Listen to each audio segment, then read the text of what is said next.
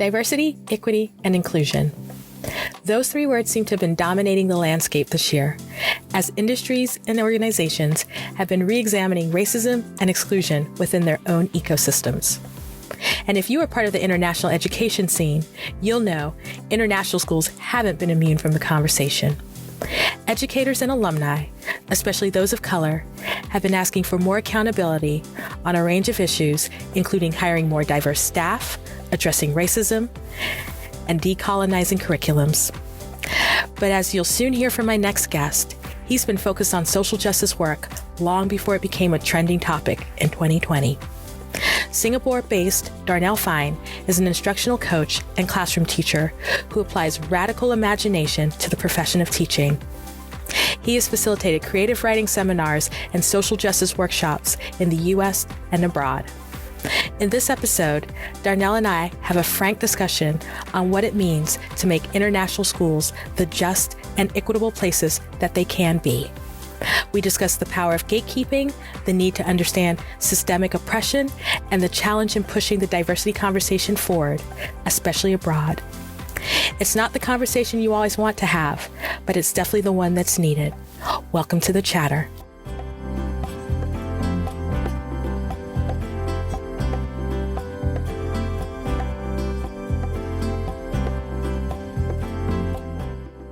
Hey, Darnell, how are you doing today? I'm doing great. I'm so excited that you have hopped on with us today. I think that there is work and your story will be super interesting to the folks who are listening in whenever they're listening in. And so full disclosure, you're in Singapore. So what's the weather like in Singapore right now? It's always the same. It's I don't even remember what the temperature is. It's just hot or it's raining. The sun rises at the same time and it sets at the same time every day. So I don't think we do daylight savings time. There are no seasons. It's the same year round, but it's beautiful. You know, I didn't realize that it's pretty similar year round because I visited Singapore for the first time a few years ago in December, and you're right. But the thing is, it was hot and it was humid, but I was coming from the Middle East, so hot is relative when you're in the desert. So then I was just like, oh, it's humid. Yeah. It's not hot. How long have you been in Singapore? It's been a little over 2 years now that my wife and I moved here. So I think 2 years, 2.5 years, I would say. Yeah. And I assume most people who are in Singapore, you're in the city part, right? Actually, I'm out here in the residential area right near the school. And it's funny because I actually wanted to be more in the city. I actually didn't want to move to this part of Singapore, but I also at first didn't want to move to Singapore in general because I thought it would be really boring. But I told my wife that wherever she chose, we can live there. And I gave a few suggestions. Those weren't good suggestions, but we live in a really beautiful apartment that is outside of downtown. And so I feel like there's a story there. So let's roll back the tape and start with where you grew up, where you came from, and really take us to how you even got to Singapore. Yeah. Okay. So we call Atlanta home. I call Atlanta home, but I was born in Minneapolis, Minnesota, but I moved to Atlanta when I was in high school, and then I hated it. Absolutely detested it. Left to go to college in Providence, Rhode Island at Brown University, and then decided in a roundabout way that I would go into teaching and went back to Atlanta for 5 years. Prior to that, I hadn't traveled abroad. In school, I didn't have a passport, anything like that.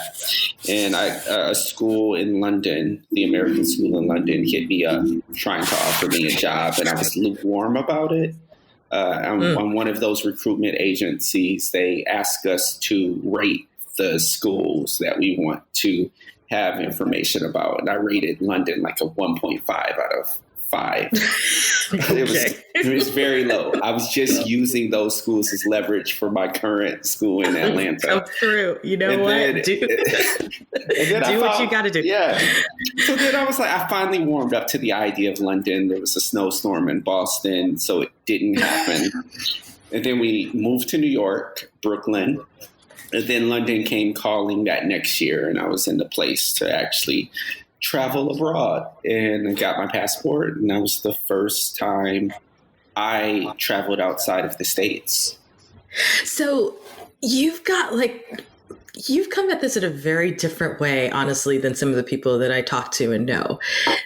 So if people haven't picked up, your background is in education, right? Yeah. And I rarely hear someone, and full disclosure, of course, we run a site called the Black Expat. So I rarely hear someone say, hey, I was looking for opportunities, or I was being recruited. An international opportunity came up, and it was, I don't even really want to go. I just am using it to stay domestic. Like, that never happens. Usually people are like, oh my God, I want to go to London. But you seem to be like, I don't want to do it. What was the hesitation for you? I mean, obviously you went to Atlanta and you taught for a while, but what was the holdback? Well, I don't know. Like growing up, I always saw travel as a luxury, something that you needed a lot of money to do, and not just internationally, but domestically. But you see the media, you see different movies like Home Alone, and these big families like traveling with all of their family and the tickets. And I don't know, just like the perception that I had in my head was that was out of reach. But also there was a lot to explore at home. Just within Atlanta, there's so many different pockets and so many different neighborhoods that I hadn't explored yet. And it was like, why do I need to travel outside of that if I haven't really learned my community yet? So even moving from Atlanta to New York was a bit of a culture shock. Moving from New York to London, not so much. And moving from London to Singapore, not so much. But moving to New York was like traveling internationally. And I think if that move didn't happen first, I think it would have been a lot tougher for that transition. But I really didn't have an interest in traveling internationally. Maybe some of it was fear, or maybe some of it was I felt an obligation to work with the communities that kind of instilled a critical consciousness in me. But I haven't examined it too much. I think I did more critical reflection once I moved outside of the States, and the guilt and the shame I felt when leaving. So I think you brought up two very distinct kind of threads I want to follow down, actually. The first is what you said about, looking at a movie like Home Alone or just what the media puts out. It reminds me of a conversation I had with an author once, where we talked about, for her, she grew up in New York, and her mom, I think, is from the Caribbean, but that was her limited travel. Just even in the media, when you look at travel, so forget expatriation, right? Just travel. So few, there are very few stories that even center around Black and brown characters. Right. I'm not talking about the serious, we're fleeing from conflict kind of stories. We don't have generally a Black or brown Home Alone, right? No. We don't have a Black or brown Roman holiday. Like we don't, you know what I mean? And I think that, especially when I think about talking to young people, it's not, some of these things do seem like foreign concepts because we haven't seen anyone do it. If you didn't know anyone doing it and it was normalized, it was just, I never considered it because it just wasn't something around me. And so I think that that's a really interesting point that, I don't know if that's a point you were trying to go down, but it's a really interesting point that you were making. No, definitely. And even I've been watching a lot of Lovecraft Country, and and even how travel with the Green Book is centered on in that particular show, it's dangerous. It's not. It doesn't feel like a luxury, even with when people have the means to travel, or even thinking about the history of travel for Black folks in the American South or the States. It's always met with a search for freedom. And growing up and hearing all of these different stories, like I come from my third great grandfather, Samuel Manning, escaped slavery to Oklahoma. And that's a travel story that doesn't seem like a luxury or leisure. It seems like for survival. You think about the Great Migration and Black folks coming from the South and trying to get to Harlem and being met with legal lynching with the Scottsboro Boys. Like it's, I think there's a lot of fear, like in my history related to travel. And there's a lot of, like facing different structures that keep you from traveling, even with the bus boycotts in the South. So I recognize that history, and I know that history is connected to me in a lot of different ways, even if it's not explicitly recognized in my own experience. So yeah, definitely. So those were the only things that I was confronted with in school. And then when I looked at travel from a standpoint of leisure, it was really based on family reunions and going to these different parts around the country. And it's like, if you're not going to commune with family or your community, then there's not really a purpose of traveling. So then tell me, what was it that got you to go to London finally? So I think there was a feeling that I missed out on something. I remember going to a job fair in Atlanta downtown across from the street from the Fox Theater, and these different schools really not paying me attention and just, being borderline disrespectful. And one of the organizers to the fair was like, "What are you doing here? Like, why are you here? Like, London is waiting for you." She was like, "You shouldn't be here. Like, they're going to pay you. They're going to take care of you." 5 minutes into being at the fair, I get a call from the head of school in London, basically saying, "We want you to come." Like, what are you doing? So it just happened to not have worked out. But I think moving to Brooklyn was my first independent school experience. And it was I learned a lot, but it was such a culture shock. Like once you kind of pull back the curtain and you move beyond the glossy veneer of these institutions and you start to see what they're really offering, and it's nothing special. It might cost more and it might be more expensive than public schools, but they were still teaching curriculum from the 1970s. And that was like, I don't know, like that was unnerving and disconcerting. So when London came calling again, and I was dealing with all of the microaggressions in that particular institution, I said, why not? Like, why not try something different and move on? So that was a big reason why we decided to just go for it.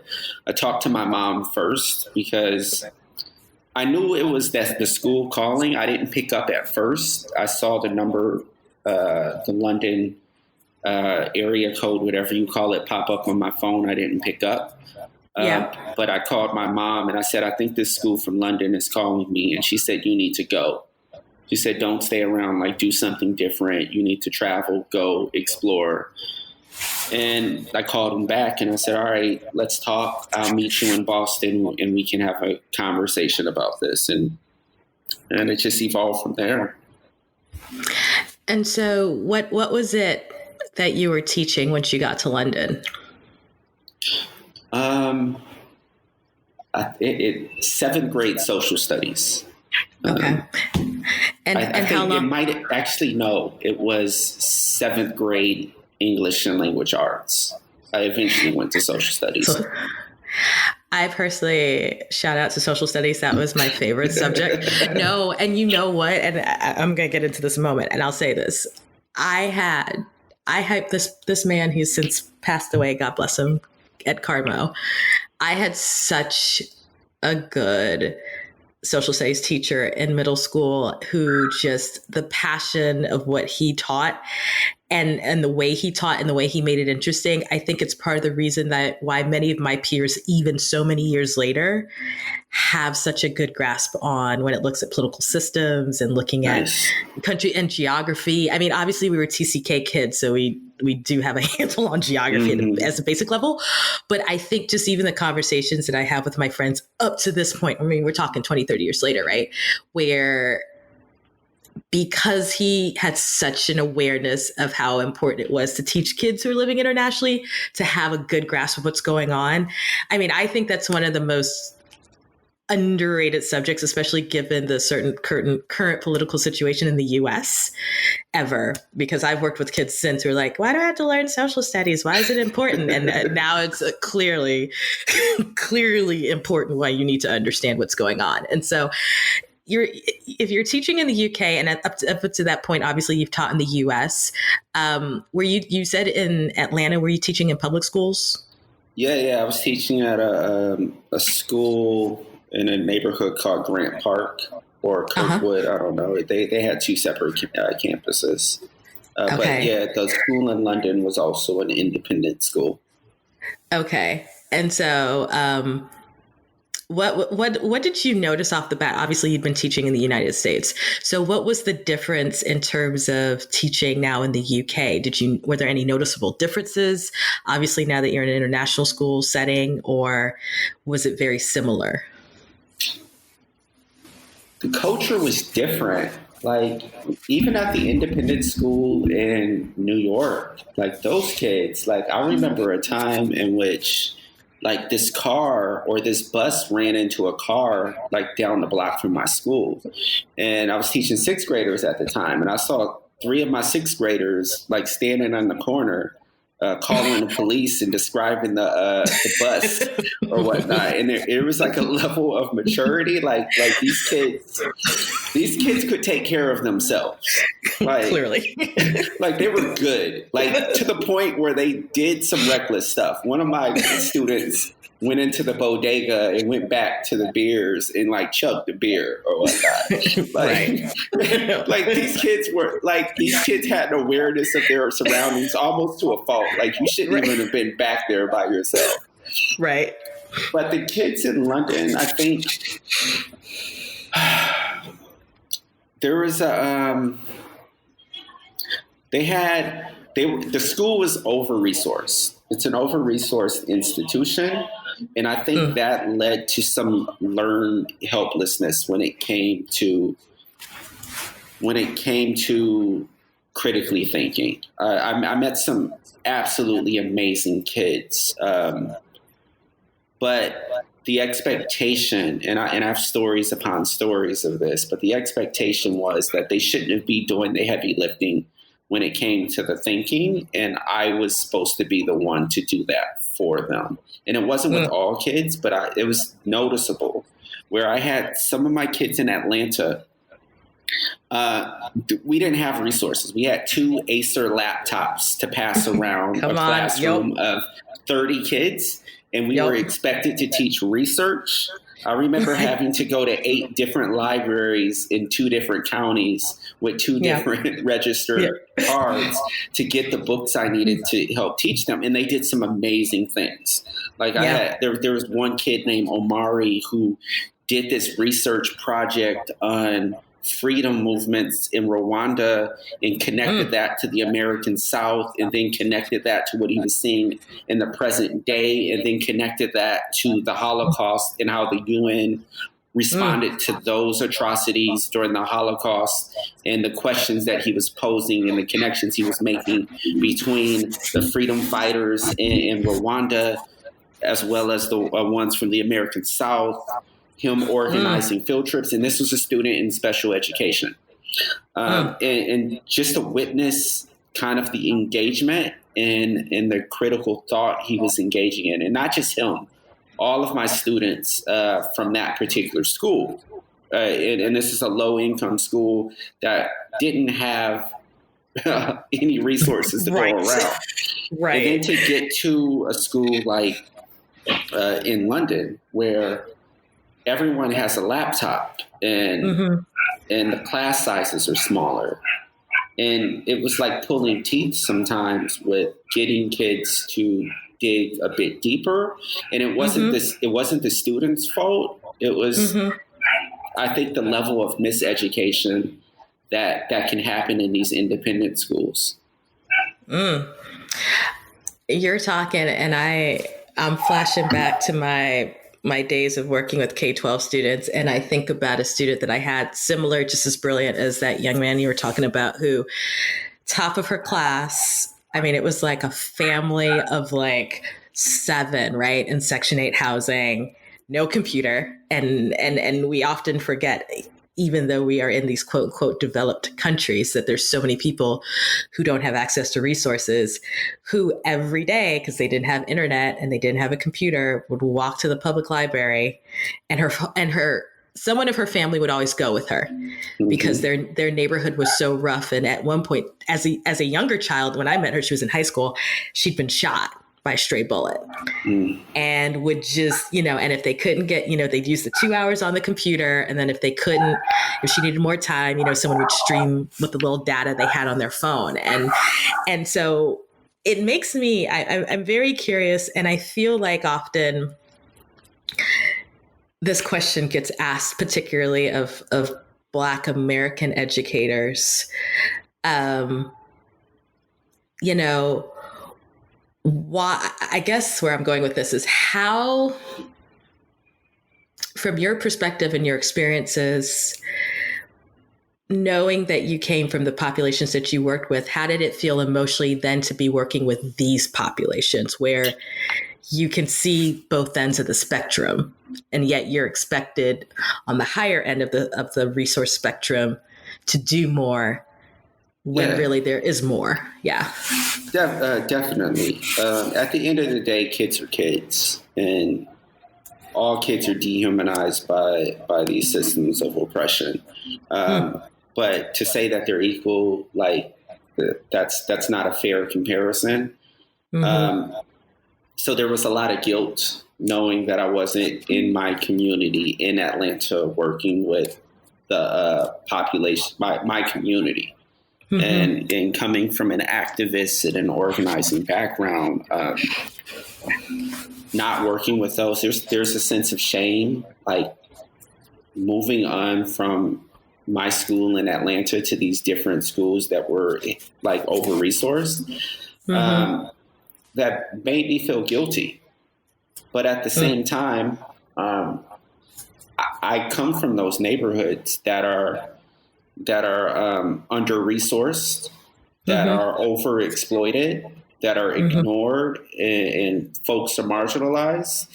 And when I look at my students, I think, what would I want for them?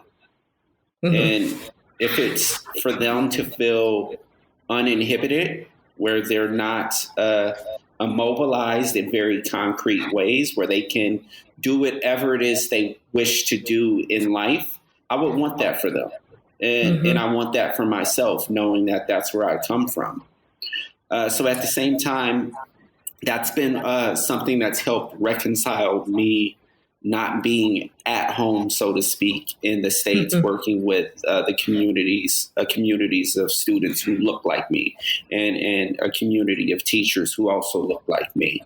So it's helped me grow a lot. I remember in my classes in Atlanta really talking to my students about being global citizens and having a global perspective. And as an Africana Studies concentrator in undergrad, that diasporic lens is something that I carry with me everywhere. But I also remember Marcus Garvey wanting to lead back to Africa movements and never making it to Africa. and and how like that resonated with me, that I don't want to talk about being a global citizen. I want to be a practitioner of global citizenship, where and not citizenship, I hate that word, but just being able to step out of my comfort zones and to see more of what's out there. So there's that. But I also can't lie. Like, these schools weren't compensating me the way that they were supposed to compensate me. Right. Like, straight up, I was being heavily underpaid.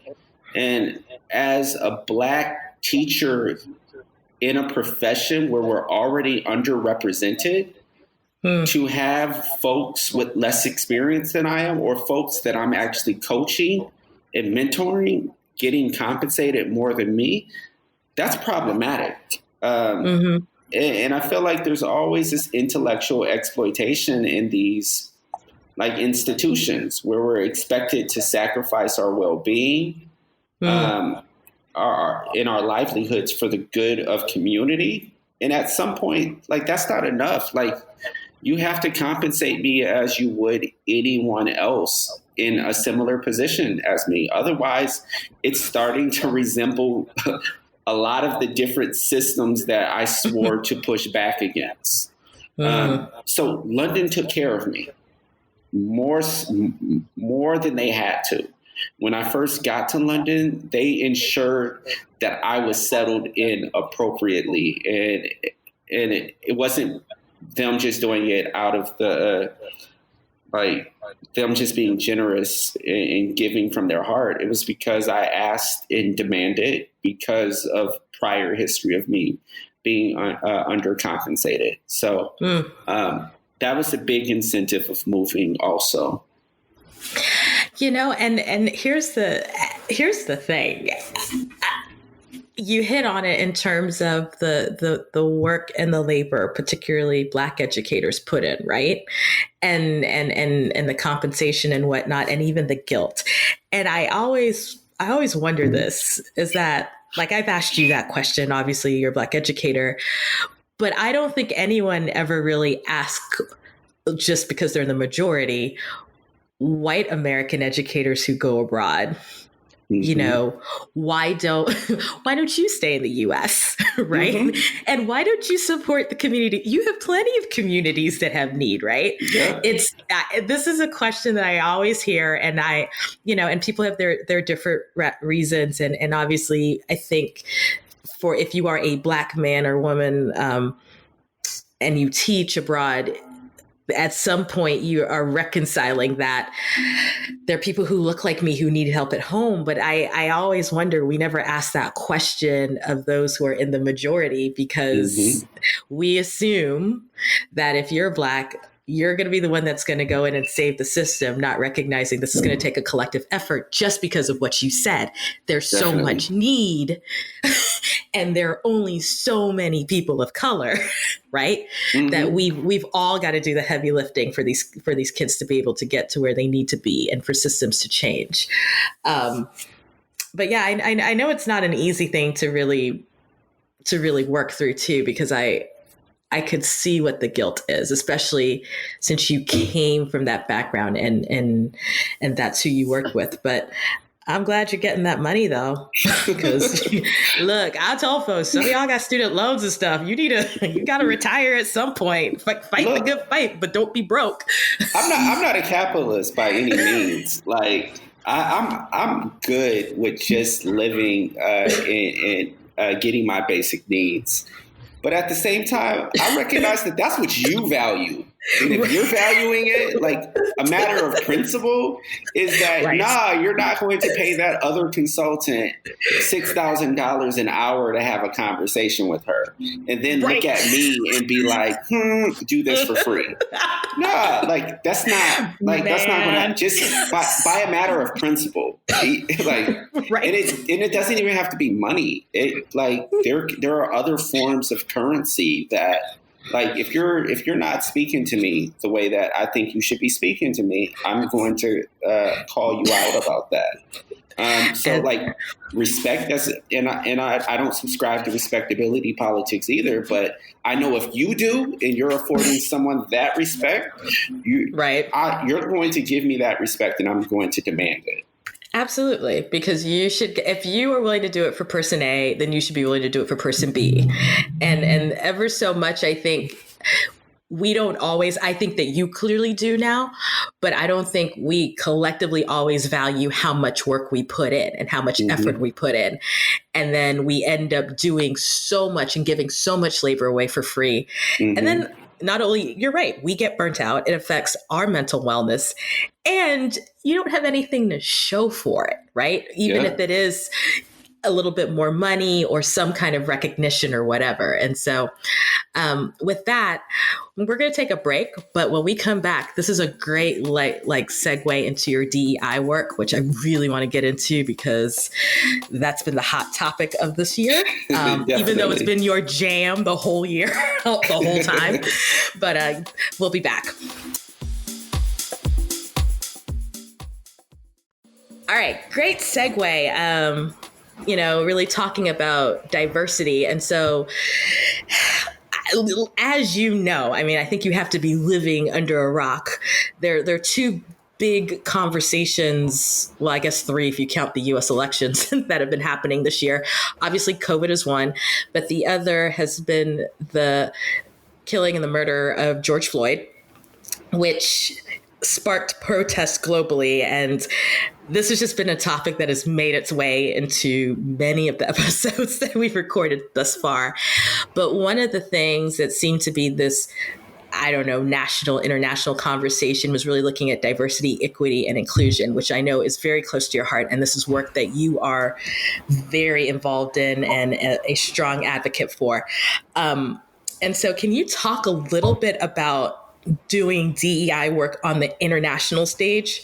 Often, we think about it, at least here in the US, but I don't even think folks realize that this is stuff that people are doing and really pushing for when you kind of look at the world globally. Yeah, definitely. And I'm not new to these conversations just because of George Floyd. Like George Floyd is an incident that happened in the context of 400 years in the United States, over 400 years in the United States. And oftentimes we look at these as singular events when it's existed ever since I was born, all the way back until 1619. So when we talk about these incidences or these events, looking at them in a wider context of not just historical injustices with Black folks in the United States, but a historical catastrophe that continues to go on and on and on. So my whole teacher education program in my degree in undergrad was predicated on looking at diversity, equity, and inclusion through the lens of the folks in the African diaspora. So I think people are arriving to this conversation internationally, but my lens in my pedagogy as an educator has always carried an international Pan-African lens, and it's always considered issues of equity in the curriculum. So it's not new to me. It's something that I've always done. I see it as being integrated in any classroom that I've been in. Internationally, I think folks are starting to have this conversation. When I first arrived in London, the conversation was happening, but I did a lot of work advancing the conversation and leading different workshops, professional learning, starting affinity groups with underrepresented groups in the middle school and the high school, helping start parent affinity groups, doing work with board committees, a whole lot. And I started to reach out beyond the confines of my my school that I was teaching in to other institutions. And I've continued that work here in Singapore, where I've done a lot of DEI work within our institution, but I've also been reaching out to different schools and different educators in Africa, Europe, the Middle East, Southeast Asia, Latin America. So the work continues and it will always be there. I see it as something that you can never disconnect from teaching and teacher education. And so, even though obviously George Floyd became a trigger, and as you've said, you've been doing this for a long time, what do you think are some of the challenges right now for people to really pivot and really think critically about what it means to be inclusive? Because you're doing work around the globe, but what is it that you see where folks obviously make the disconnect or aren't making these spaces as open and as available and as accessible as they could be? Does that make sense? Yeah, that makes perfect sense. And I think a lot of times people would say that it's based on lack of education and ignorance. And I think that's false. Like, folks know what's happening. Like, you ask some of these folks, you want to be Black for a year? They're not trying to be Black. Like, they're trying to dibble and dabble in Black culture, but they're not really trying to live the Black experience, because they know that there is no part of the globe white supremacy hasn't touched.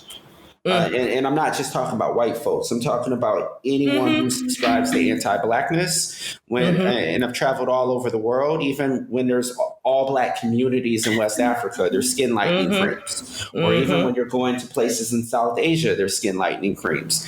And just how I'm treated in these different places and how my partner is treated in these different places around the world. Anti-Blackness is global. And I think people who deep down, they know, even if they don't want to admit that white supremacy is pervasive. I think the reason why people don't engage in disrupting those systems is because the systems were designed to uphold structures that privilege them and that sustain their livelihood and that are responsive to their culture. I think it's purposely designed to create an underclass in different parts of the world. If you look at who is employed as domestic help in these different countries that are Black and brown, they're not going to be white men in those positions. They're most likely going to be Black and brown women who are employed in those particular positions. And that's the way the system is designed to and that's just one example, but it's to maintain a dominant culture and to maintain white supremacy, maintain patriarchy, maintain a middle and upper middle class, or the 1%. Like, all of those systems of dominance are dependent on inequality, lack of diversity, and exclusivity. And, I think one of the pieces, I don't know if people want to be obstinate or not, because I'm totally nodding my head as you're talking, is the thing that's so insidious, I think, about white supremacy is that people don't seem to completely understand that it's a system. So that even if you individually may not actually be prejudicial or racist, you can still benefit from a system that is. And if the system is working properly, right, all it has to do is have you continue whatever the tool of delivery is, even if you yourself are not prejudicial. And so when you talk about anti-Blackness, like, I just don't think people really get to understand, or at least some folks understand, the level and the deepness of it, because the skin lightening creams drive me nuts, right? I grew up in sub-Saharan Africa. I grew up in West Africa, and colorism, which has always been an issue, I think, in any kind of Black or brown community, just gets taken to another level. And so I see some of these same companies, and I've called them out on social media, where they've got these great campaigns in North America, right? Because Mm-hmm. of course it'd be very weird to say, hey, you need to lighten your skin or whatever, who go to these quote unquote developing countries and are also selling products for which people would lighten their skin, because and perpetuating this idea that the lighter you are, the better you are, the more opportunities, which in some cases you may have. And but I wonder, even with your background and with your training, do you ever get pushback from folks when you want to kind of impart this information, where they feel like, oh, you're just American, right? So you're coming from the US. We don't have that issue here, or that's not our perspective. Amanda, all the time. I had somebody tell me that when we talk about people of African descent, that's an American thing. And I was like, how? It says African. People of African descent. But people see, I think because the United States is such a beacon of white supremacy and this world power, they see these conversations as being very American centric. But it's not. Like, white supremacy is global. Anti-blackness is global. Like, I can point to a number of different examples. But if you just do a scan of websites of who's teaching in these different international schools, what do they look like?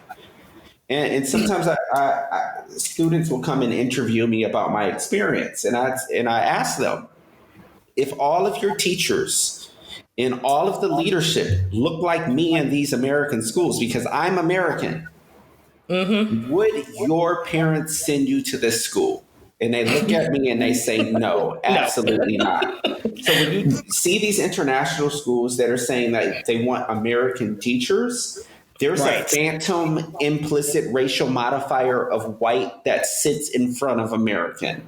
And that phantom racial modifier is just one example that shows how anti-blackness and white supremacy work in these different international settings. Go ahead. I was going to say, I'm sure you've seen the articles, the posts. I mean, I saw one about a recruiter who did it unnamed about the recruiting practices, particularly when it came to, diversity, and how, the way that they would market, it would be biased against those who are coming from non-Western countries. And then English wasn't their first language, which of course took out a whole bunch of other people. And then students really talking about the struggles that they endured, or that they saw not being in the majority. And full disclosure, it wasn't necessarily just Black, right? It could be within different other groups. And so, yeah, I mean, even just recruitment, I mean, talk a little bit about that. Just talk about in terms of teachers and staff, because I think that's super important, that last point that you made. Yeah. Okay. So just this idea of Western is a European import. Like, that's a European invention.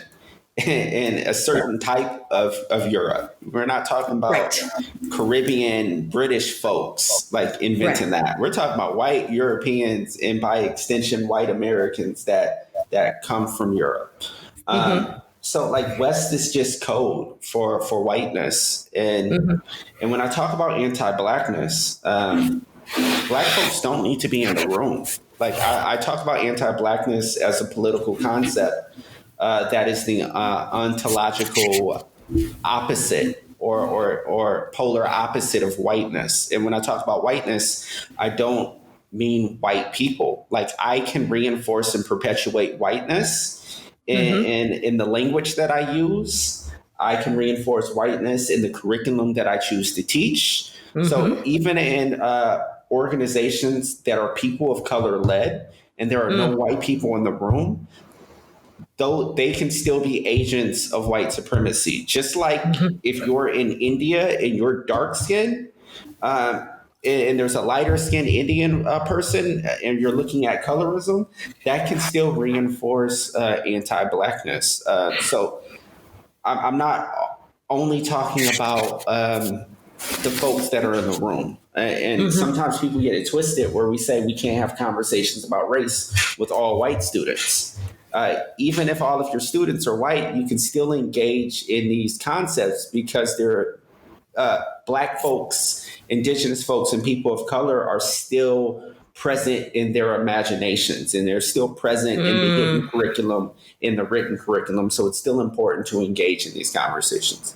From a standpoint of recruitment, you see a lot of it embedded in very subtle ways in the job applications and what you're expecting. If you're asking for a native English speaker, what does that mean? If language is a window into culture, and English was often a tool for colonization from the West. And you're saying someone has to be a native English speaker. Who does that exclude? You went and colonized all of these different countries, forced them to speak English so that they can survive in this economy that's a global economy. And then you're saying, we don't want you. So it's a euphemism for white. That's what you're looking for. It shows up in a lot of other ways in recruitment. And I understand how the game goes. I benefit from being one of the tokens in these different institutions because I know that I would not be as sought after if there were more people who looked like me. And I also know that because I've assimilated and acculturated myself to the standards of whiteness, an Ivy League degree, being able to speak like this, being able to be culturally competent in white culture, more so than other white people, has given me the privilege of being able to gain access and navigate these different institutions. And you know what? I don't think people really understand when they find the quote unquote Black person or brown person, how much code switching, assimilation, preparation has happened, right? And I've talked about this about my own life, and I've said this to folks all the time. I mean, half the reason any of y'all listen to me is because I sound like this. I say the words that are coming out my mouth are what they are, but because they are in a way that is palatable to you, you're listening, right? And obviously, both of us are highly educated. I'm sure that both of us can code switch in whatever respective community that we need to be, depending on who we're talking to.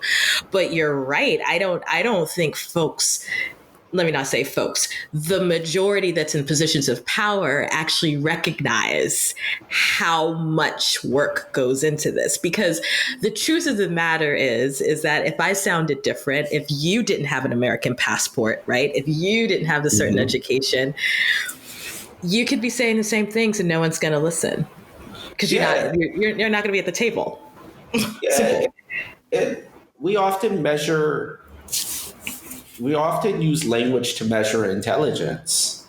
And is that to say that someone who doesn't speak English and they speak Russian isn't competent in some of these same skills?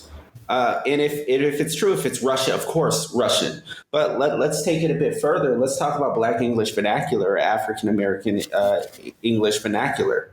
You could be saying something brilliant, but if you say it in a Black English vernacular, or even in a regional dialect coming from the South, if you have your Southern drawl coming, you're automatically going to be discounted and seen as being less intelligent. And a lot of folks subscribe to that. A lot of folks say, oh, you're just mad because I can speak intelligently. The purpose of language is being able to communicate a message and communicate an idea. Just because you impose grammar rules on language doesn't make the ideas any less powerful or intelligent. And it's not just language. It's these like codes of professionalism or these respectability politics that we have to code switch into in order to gain access to these institutions. And sometimes what I struggle with is how much of myself am I losing and how much of another culture am I internalizing without even knowing it, or with, like it's like that frog that is being boiled in lukewarm water, and the water is getting hotter and hotter. Like, at what point are you taking the temperature of your surroundings and realizing that, oh, I might be too deep into this, or I might be too lost into this, and I don't know anymore. Maybe I've reached the threshold where I'm assimilated, and, Right. and this is who I am now, especially because I haven't been back to the States in a few years now. I don't know. Like, I don't know. I mean, here's the thing. You were talking about recruitment, and I was thinking to myself, you know, you're someone who works in an international school, and one of the things that we love to talk about with international schools is that we're raising global citizens, quote unquote. We have this melting pot of the model UN, whatever the terms are these days. I don't know. This is back from when I was in the international school. And then I'm hearing you speak, and I'm thinking, okay, we have that, and we say that for our students, but then why doesn't our faculty and staff reflect that? Yeah.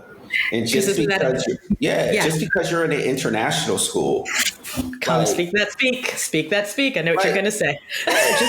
Like, you could sit comfortably in your classroom and then drive to your compound and be surrounded by other Western teachers, and then do that throughout the whole year. And you're like, oh yeah, I'm a global citizen. And then you go on vacation to another country, and then you go and you stay at the resort, and you don't interact with any of the locals. And you're like, look at me. I'm going to post on social media that I've been to. Lord. You have not been to that country. You've been to the resort that is housed in that country. And you taught at the school whose host country is that country. But like, that does not automatically equate to you becoming a global citizen. Whereas these students that are Black and brown and indigenous students in the States have to navigate so many different cultural ways of being within the United States. I feel like that's more of a global lens than some of what these teachers experience that don't actually interact with the folks in their surroundings. You know what? And I've brought this up with educators before, and so I don't care. It's probably beating a dead horse at this point, but I would still bring it up because it's seriously, it's important to me. I don't know why we ever always assume that just because someone's an international educator that they have a global mindset. Mm-hmm. Yeah. I don't know why we think because someone left wherever they left and they're now in this country that they have this diverse way of thinking and perceiving, and that they are sensitive and aware of their own biases, right? Because we just have this assumption. I'm like, but it's patently false, because I know enough educators of color, and they're not necessarily Black, but I know enough educators of color who've been like, no. I have worked in international schools with administrators who are, quite frankly, I would say racist, may not even realize that they're racist. And so we just, to your point, we just assume because somebody got on a plane and, they're no longer in Iowa, that they are this diverse person. And that's not necessarily the case. Yeah. There's a saying that I use that is an African American proverb that says, all skin folk ain't kinfolk. I'm laughing because I've got my own African American proverb that I'll share in a moment, which I like to say from those great philosophers: crime mob, knuck if you buck. But carry on. But along those same lines, not all international teachers are internationally minded. And just because of your locale and where you're at physically in the world doesn't mean that your mindset has shifted. And it's similar to those teachers who say, I work in inner city schools. Oh, God. But do you really know the students that you're working with? Like, just because you're working in an inner city school, are you living that life, and are you truly seeing your students for what they bring to the classroom? And I think so often teachers come to these different international schools and they look for safe havens that reflect their home culture and their home countries. They join the Swiss club and the American club and the British club in these different countries, or they have a cohort of folks from the countries that they come from. And by all means, I believe in affinity groups. But at some point, if you're really adapting and interacting with diverse cultures, you're going to step out of that comfort zone, and you're going to grow yourself with the folks that are from the places that you live in, and not in tokenistic ways, in ways where you're truly learning how to integrate what you're learning from your surroundings and your host country into your daily practice. And so I guess then my question is, as you're doing this work and as someone who's passionate about it, what are some of the ways you feel like DEI initiatives could be implemented, whether it's in an educational setting or beyond, especially when you're working in an international space? Definitely. First off, I say all that to say that when I'm engaging in anti-racist work in international schools, I do ground it in an American context. And the response is always, this is American, we're international. And I was like, oh, it's funny that you want to point out that this is an American-centric thing. But where was that same critique when the hiring was happening? Or when the curriculum was being created and designed?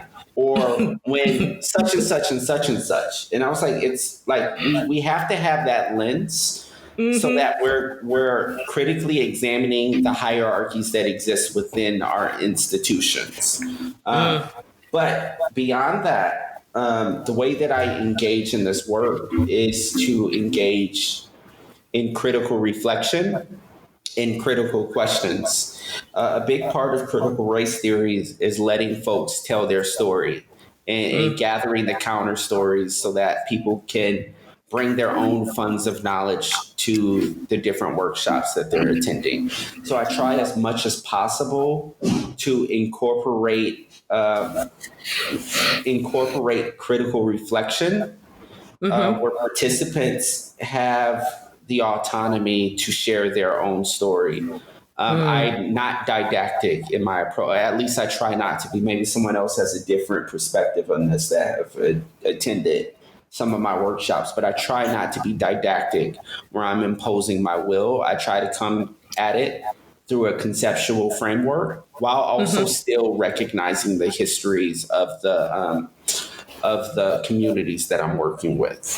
So sometimes that looks like pulling up what Black students are saying on Instagram or what local teachers are saying in their meetings about their experience within the school, and then letting that lead the sessions. Other times, what I've done is I've pulled different pictures and photos of the history of Western teachers going and quote unquote educating people in the global South or people in Black and brown countries, and just saying, hey, here's the history.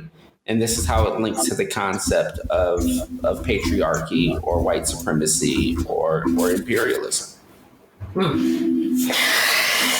Oh, man, like I'm unpacking all of this in my mind, and I'm trying to visualize how much work that is. Well, let me ask you this: like in Cameroon, like you're from, you went to school in Cameroon, right? Yeah. Yep. Did your teachers, not even talking about the local country, but did your teachers talk about the French colonization of your host country, or why there was an English side and a French side? Okay, so I will say, from my memory being served, no. But this is a this is actually a good memory, and I've mentioned this to a couple of people. We use an American curriculum for my middle school years. And then when I went to high school, I think the first 2 years, interestingly enough, were in the British curriculum, and the last 2 years were American to prepare kids to where they were going. But this is what was fascinating. Great middle school teacher, still alive, who was our English teacher. And of course she did whatever the curriculum was, but I will continue to shout her out because the one thing that she did was, we were in Africa and she made sure she put African writers in the curriculum. She better go. And so we had a very specific section, and this is not like a week, right? I remember there was at least a quarter, if we were divided in a quarter system, where all we read were African writers across the continent. And so while the curriculum itself, whatever they had to teach according to accreditation standards, did not include this stuff, I will say that there were select teachers, particularly in the social studies and in English, right, who they could have that leeway, where they did it. And I it's something that it's funny, I had forgotten about it until someone was talking to me and I went, wait a minute, she technically didn't have to do that, but she had such a reverence for literature in general. And I think that she thought she could not teach us quote unquote world literature and African writers not be represented when we were living on the continent. That's what's up. What's up. Was she white? She was white, and this was in the 90s, and she was older, but she was about it. If you saw her, you probably wouldn't think this, but she would always be about those African writers. Always Black African writers showed up, particularly. That is what's up. We need more of that in these different schools, in these different institutions, where I think we were talking during the break, but we need white allies to step up as educators to do that heavy lifting and that work and have some skin in the game. So absolutely, that's what's up. It needs to be ubiquitous within the school. She should have been teaching other teachers. and she was a veteran teacher. And the thing that I think it's interesting because we're talking about 20 plus years ago, right? Is that, and I'm obviously removed from being near international schools the way I used to be. But the thing that it just seems to me that if you were an educator in general, right, it doesn't even have to be international schools, because I did teach for a while, that you would find a way to make the content relevant to a student's worldview. And so a good example is, once again, I've had way too many careers, but for one academic year, I was living in New Mexico. Yes, it's still part of the U.S. No, it's not part of Mexico. My God, I'm saying that for the Americans. I feel like everybody else has that straight. It's so wild. I lived in New Mexico and people went, "Did you need a passport?" And I'm like, it's between Arizona and Texas, but whatever. And I worked in an alternative high school, and these students were basically a step away from incarceration, right? Gang violence, truancy, all this other stuff. And I remember I taught social studies, and I go back to how Mr. Carmo, this is the social study teacher that was amazing for me as a middle schooler, made things relevant. And so that's what I try to do with these students who hated school. They hated what they were being taught. And I thought, okay, I'm teaching you social studies. How about we talk a little bit about New Mexico in particular, right? Talking about, many of them had a Mexican identity, right? Because I was living in southern New Mexico, so many of them had a Mexican identity. And let's talk about, Latin culture, the things that are valuable to you. And let's do it in a context that's interesting, right? Like, and I had the students, I thought this was like 20 years ago, but it was still a cool idea. I was like, let's make a music video, but let's actually make a music video where you're telling the history of a particular time period. And you guys are telling the history. And so if you want to rap, that's fine. If you want to sing, that's fine. If you want to do interpretive dance, that's fine. But at least I know that you've done the research and you're like, yeah, let me tell you about some Cesar Chavez. And that's the way I always look at education. So if we take it into the international context, right? I would imagine if you're living in a Singapore or a China or a Ghana or a Colombia, you would at least say, we're in this country.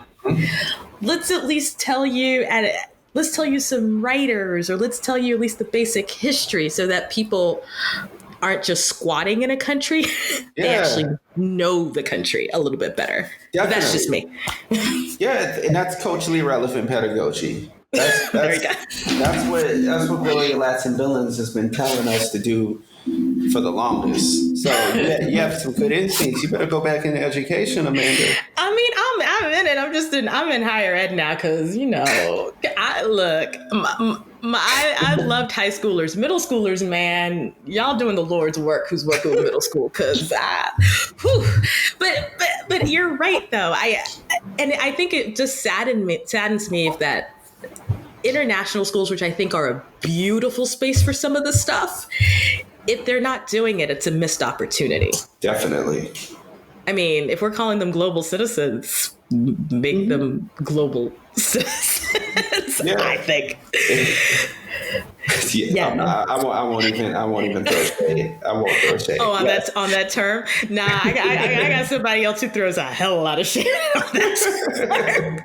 You know what? And it's a funny. I mean, let's unpack this for a bit because I got time. It's an interesting term that the more and more I talk to specifically Black people from a lot of places, not necessarily American, that term doesn't seem to have the shine that it used to when it first came out. No, not at all. And there was a professor from UMass Amherst, and I heard her speak, and she was talking about world wars, and she was talking about whose blood needs to be shed in order for a war to be defined as a world war. And she was talking about it's when Europeans engage Europeans in conflict where it's defined as world wars, but different communities were engaging in conflict with these different European nations in these Black and brown countries for centuries. And it wasn't defined as a world war. So it's like when we talk about what is considered global, like what is our point of reference for globalization? When a lot of these international schools are part of organizations whose headquarters live in Europe or whose accreditation agencies live in the United States, and their teaching force comes from the United States in different parts of Europe or Australia, like, can we really consider those to be international schools or a part of global education? And just the idea of citizenship, like, that deserves unpacking too, because like, who is a citizen? Like, who is considered to be civilized? And just looking at the etymology of citizen and citizenship, and then comparing that to who is not a citizen, who is a barbarian and who is a babbler, like it's hella problematic. Like when you think about global citizenship, especially now when people are getting stopped at borders in tow. Right. Like around the world, like even before the pandemic hit, like whose passport was valued? I know the United States passport don't mean anything right now, but right. who was let in, and who was considered like when you say citizen, that's often equated with human being. Like who is considered to be a human being? So I try not to. I know I've used it a few times here, but I try not to use the term global citizen because it. Like so much needs to be unpacked in that particular term. And there's like the different implications of that are, I don't know, problematic. No, I mean, you're there. I was going to say, I mean, you're absolutely right. I mean, it's real interesting having the American passport during COVID, right? Because I think there's a small taste of what other folks go through when you don't have the access to travel, right? Yes. So we're not even talking about means, right? We're not even talking about financial means. We're just talking, oh no, you can't come here because you have that passport. Yep. And it's interesting watching people actually just be affronted. Right. And just going, I can't believe we can't go to, in some cases, sometimes even Canada. And I'm thinking to myself, oh, you have no idea how so much of the world is like your privilege is showing right now. Yeah. Because let's be honest, whenever this pandemic, however it gets under control at some point, you'll be able to travel. Yes, you'll be able to travel. This is temporary. This is not we have to wait and see if the political system shifts and all these other things. This is just a blip on the screen for what people have to deal with. Definitely. With that being said, because I promised this at the beginning, so I want to make sure before we roll out, and I got something left after this. Why didn't you want to go to Singapore? You mentioned that. Oh my early goodness. on. I think it was just what I heard about Singapore being a bit sterile, a bit boring. But that's exactly what I needed. I'm not contradicting. I'm not contradicting that at all. Like, it's not super exciting. But I'm actually a homebody, and I don't want to deal with the hustle and bustle of New York or London. Like, I love living there. Singapore does feel like a break, and it feels easy and laid back, at least where I live. I'm not going to the downtown area much. So I think it was that, like losing the excitement of London where there was always something happening and going on. But there is, I think, wherever you live, there's a lot there. It's just a matter of what are you looking for, and are your expectations I guess centered on what you're expecting home to be like. And I think London is very similar to New York in a lot of ways, very different in a lot of ways. But I don't know, like I love it here. I don't plan on leaving anytime soon. I feel at home. I call Singapore home. It's just I think transitions can be hard, and the different unknowns and the bias that you come across in media can really influence perception. And I think that's with any place. Like any place, your lens is often filtered by those different perspectives on the outside. And I let friends who have lived here, as well as, different things that I watched on YouTube and read about, kind of influence my perception of the country. But you create your own narrative, your own story, your own experience when you move to these different places. And I love it. I love it here. Like, I don't plan on leaving until they tell me to get out. I mean, hey, you ain't got to go home, but you can't stay here. I guess that's the policy you want. I mean, as of now, when we're recording here in where I'm at, we just opened up early voting. Trust me, I would kill for some sterile and some quiet, because you see the news, so you know it's on and popping here in the US. So, but before we round out, I've been doing something called the lightning round with our guests. 3 questions. Okay. You just answer what comes to the top of your head. They are not gotcha questions. I say that and then people get nervous, but all right. So, in the vein of what we've been speaking about, what is one thing that, as individuals, so not even necessarily leadership or administrators, can we do to create a diverse environment? I would say there are people who want to come to these different institutions, but you got to make the place that you're inviting them into, like, like safe. You have to make it safe. You have to make it inviting. It's like, it's not enough to give somebody a seat at the table. You have to serve them something that appeals to their palates and feeds their soul. So if you're trying to embrace diversity or make your schools more diverse or inviting diversity, you have to ensure that you're not inviting them into a culture where you expect them to assimilate, but you're allowing them to be their full selves, and it's safe for them to be their full selves. Okay. Question number 2. Taking Singapore, the US, and the UK off the table, where would you live? Dakar, Senegal. Like, I love me some Senegal.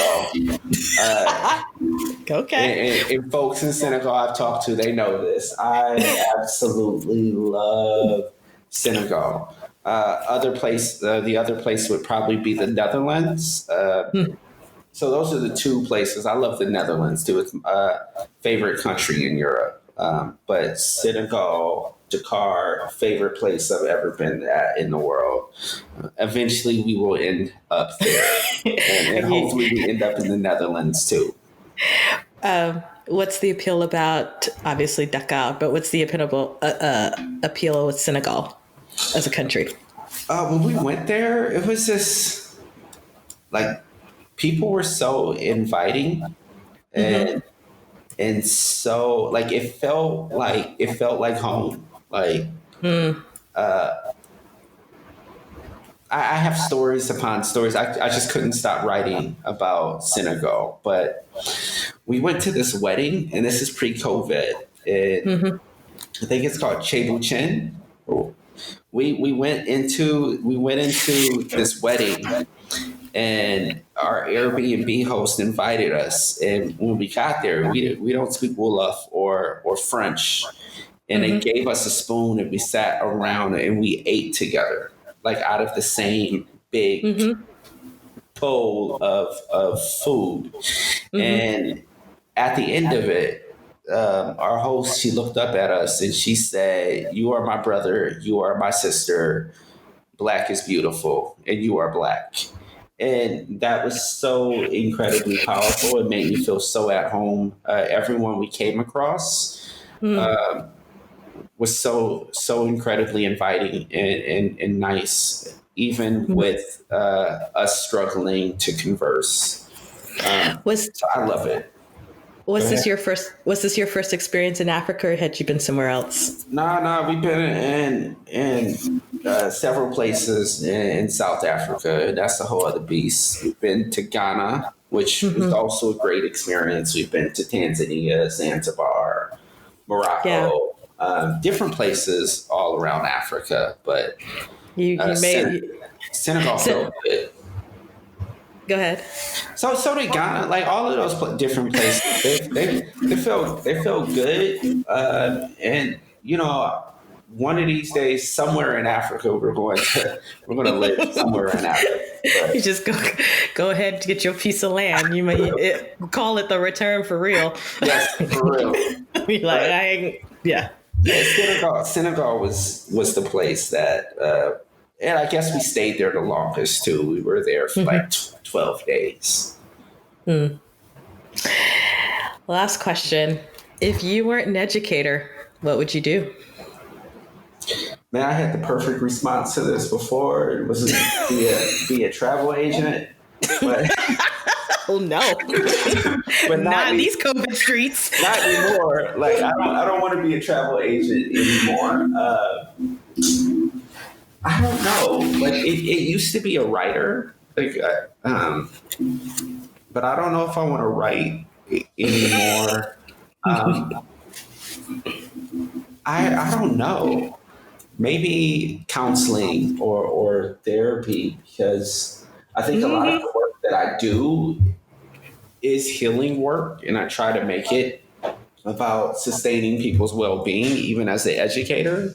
I could easily see myself going into counseling or therapy, because that's a great joy that I have, is to, like, freedom work is self-care work and healing work, and community healing work, not just for the self, for the community. So even living internationally, that's what drives a lot of the diversity, equity, and inclusion work, is to help us rehumanize ourselves, and not just BIPOC, Black, Indigenous, people of color, but white folks also need to heal from these systems too. So that to me would probably be what I guess I would do. I don't know. Part of me, I don't know, wants to just chill and relax and not be a part of the grind culture anymore. And I think that's going to be a reality soon enough, where we just chill and relax and not grind it out. Like sometimes rest is important, or not sometimes. Rest is important all of the time. So part of me wants to divest from all of this. So what I would do if I wasn't teaching? Nothing. create art and not depend on anybody else for my financial means.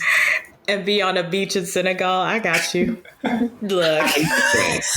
But do you really? But Senegal got a lot of sand, but I didn't mind it there because the people made me feel at home.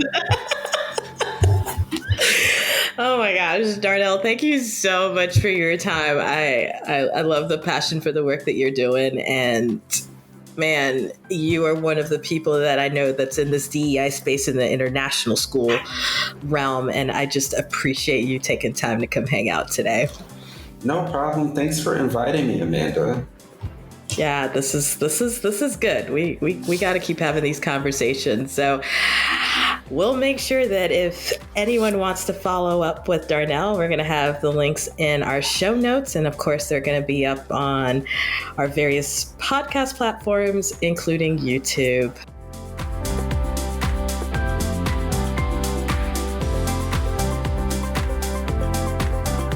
The Global Chatter from the Black Expat is hosted by me, Amanda Bates. It is executive produced by Justin Williams. You can find all episodes of The Global Chatter on Spotify, Apple, or wherever you listen to your podcast.